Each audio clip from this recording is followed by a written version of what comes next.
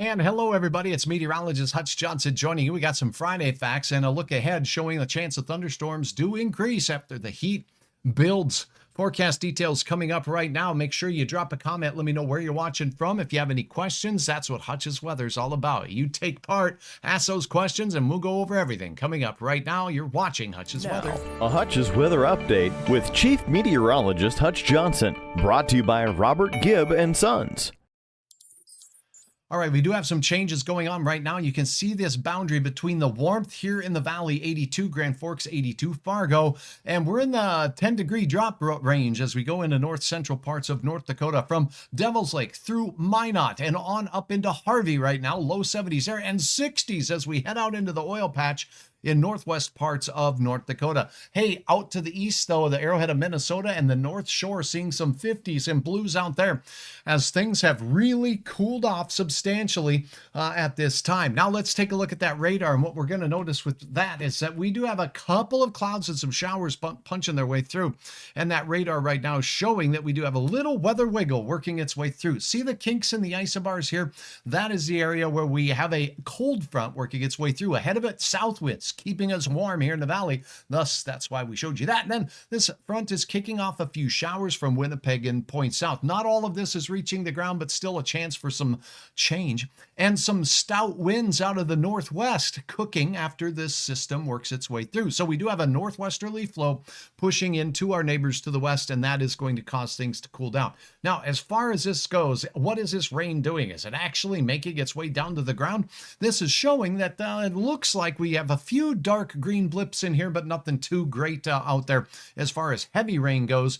So don't expect just that great greening rain shower activity. Ethan, good to have you on board. Looking forward to today at the car shop in Fargo. Well, hopefully things are going good at the car shop, whether you're shopping or fixing.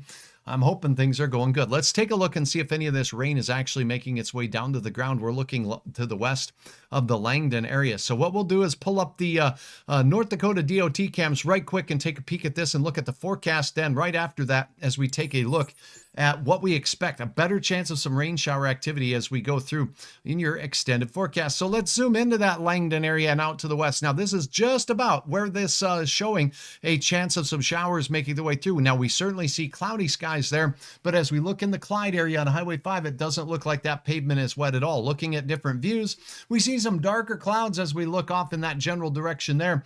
So definitely a chance for a few areas to get a spit of precipitation, but at this particular juncture, it's not looking too strong. What does the forecast show as we take a look at that radar one more time? And I'll show you that it is going to continue its trek off to the east heading into the evening hours. Kim, good to have you. Beautiful day being reported by Kim Granroth. Malone out in Wadena today. Good to have you on board, Kim. Thanks for watching. Here is a look at that radar right now. And what we're going to take a look at next is the satellite. How many clouds are associated with this system? The visible satellite showing a narrow band of clouds that extends all the way down to the south. And look at that schmutz out there. That is smoke. Is that a part of your forecast? Let's check all of this out. And we do see right here, there's a little pimple. That is a fire. I think it's a prescribed burn from what I'm hearing up there in northern parts of Clay County out there. And you can see it on the visible satellite imagery. This is all clouds, and that milky white stuff is the smoke. Let's start with a look at that hour-by-hour forecast, and we'll go through the smoke, and we'll go through the forecast of these showers of rain being kicked off by this cool front pushing its way through.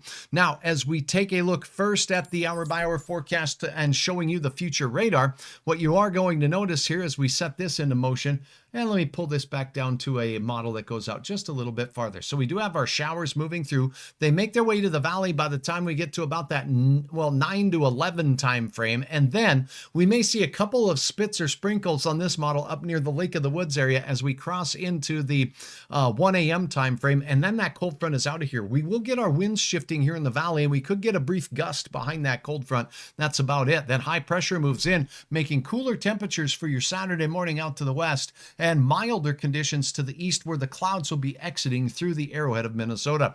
Then as we go through the rest of your Saturday, that cool center of high pressure will slide its way eastward, but it's not going to feel a lot colder. We're talking 70s for many of us, with south winds returning and west winds returning to the region, meaning a warming trend will take place. Now let's take a look at the forecast here as we're looking at this for the smoke. So this is the near surface smoke. We saw all the schmutzy stuff on the satellite there, and here we have some near surface smoke behind the cold front that is indeed working its way through, and it's pretty high levels as we get into southeast Montana, out towards Billings. It could even be unhealthy levels in those areas as we go through the late part of the day. Those will swing south into the northern and central reaches of Wyoming and northeast Wyoming as well, clearing things out here, and then some of it will burp its way back up into central Montana as we go through. So that's a look at that smoke in the forecast as we go through that period of time as well. Let's take a look at these wind gusts behind the storm system. To do that, I'm going to pull up my page from my friends over at the North Dakota Agricultural Weather Network. And these are gusts showing up across the region right now. So behind the cold front, which is situated right here, we have quiet winds in Fargo, picking up a little bit, 15 miles per hour. Kim, thanks so very much for sharing stars. I really do appreciate it. It helps Hutch grow. Exciting announcements coming soon as we are hard at work here at Hutch's Weather on improving a lot right here. So let's take a look at this. Now, we're talking some gusts over 30 miles per hour. We're talking Foster County, Eddy County, on up into Ramsey County and Benson County as well. And behind it, those winds stay fairly persistent over 20 miles per hour to near 30 miles per hour in a few spots. So we can expect west-northwest gusts when the front moves through to really start punching through, and then a persistent breeze overnight that should help temperatures stay a little milder. How mild and how wild is Hutch talking? Let's take a look at that forecast for you now. For tonight, the coolest temperatures, as I mentioned, near the center of low pressure out to the west. We'll see some upper 30s in central North Dakota. If you happen to be in Botno, I think you have a shot. Maybe even in Belcourt, maybe 39 degrees there. West winds as we start the day, as that high pressure system moves over. So 40s here in the valley, and isolated places in real quiet areas that don't get quite the amount of winds. We could see even cooler conditions, maybe an upper 30. Where the clouds are exiting and the showers up in the northern reaches, we could see temperatures to start your day in the 50s. For your afternoon on Saturday, afternoon delight out there, 78 Grand Forks, 77 for Fargo, and we'll have low to mid 70s for most of Minnesota, with the exception of the Arrowhead here, where we'll have some lower 60s there. Near 80 degrees out in the Montana area, and that's what's heading our way in the valley for both Grand Forks and Fargo, and some in Lakes Country as we head into your Sunday. A return to the 80s, and it looks very warm. A beautiful day indeed, Ethan. Thank you so much for your input there. And again, if you do take pictures of weather, if you take pictures of leaves this weekend, we want you to upload them, because it's going to be a perfect weekend to get out to Lakes Country or to the northern portions of the state and check out those leaves out there. Now, my friend Joe, it shows as we go through the week, we'll have hot weather, low to mid 80s, way above average here, which is 67 for this time of the year. When we turn the page into October, we're going to start to see a change with an increasing chance of rain each day from Wednesday night and into Friday, when I think we'll see more widespread showers and rumbles of thunder as we work our way through. HutchesWeather.com, anytime, anywhere. I do want to point out that my friend Joe, say thanks, Joe. Give him a high five and check it out. We've got the leaf color report back at the top of the page for you. So if you're going to go for a cruise,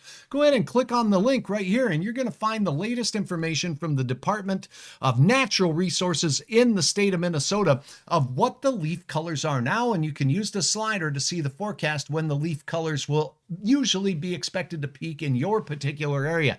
And by chance, if you do not happen to be a person who is living in the great state of Minnesota, then you can also check those leaf colors by clicking on the text link right below and see all areas of the nation with this link here. And this fall foliage map is one that you can use here by scrolling down just a little bit, and there's a slider associated with that as well, to see where it's predicted to increase. So using the slider will allow you to take a look, and you can learn a lot more about leaves here from this particular site here.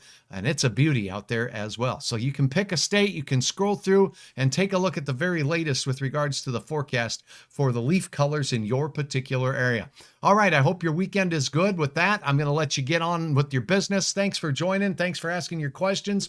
Ethan, Kim, have a great day. You as well, Kim, Granroth, Malone out there in the Wadena area, and Kim Samuelson as well. Thanks so very much. Have a wonderful day, and we'll talk again very soon. You're watching Hutch's Weather. This has been a Hutch's Weather Update with Chief Meteorologist Hutch Johnson.